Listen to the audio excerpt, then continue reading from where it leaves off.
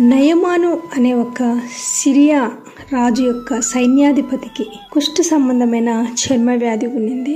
ఆ చర్మ వ్యాధి ఉన్నప్పుడు ఆ దేశంలో వాళ్ళని వెలివేసే వాళ్ళుగా ఉన్నారు. వాళ్ళు మేము అపరిశుద్ధులము అంటూ అని చెప్పాల్సిన అవసరం వాళ్ళకు ఉండేది.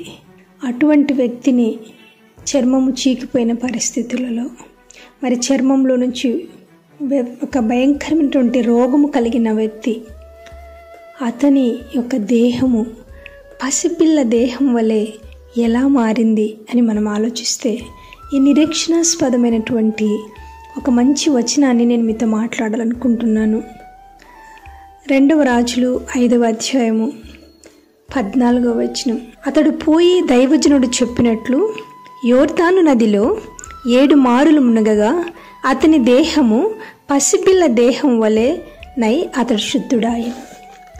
ఒక ప్రవక్త యొక్క నోటి మాటకు లోబడ్డం ద్వారా, ఒక జీవం గల దేవుని మాటకు లోబడ్డం ద్వారా, మామూలు నీళ్ళల్లో, ఏ మెడిసినల్ ప్లాంట్ కూడా వేయబడని నీళ్ళల్లో, సాధారణమైన నీళ్ళలో లోబడి అతను 7 మార్లు మునిగినప్పుడు అతని దేహము పసిపిల్ల దేహం వలె అయింది.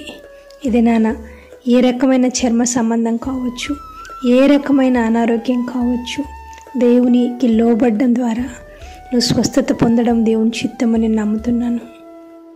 దేహము పసిపిల్ల దేహంలాగా ఎలా మారిందో నీ జీవితంలో మొదట ఉండినట్లుగా నువ్వు స్థాపించబడతావని దేవుడు చెప్తున్నాడు.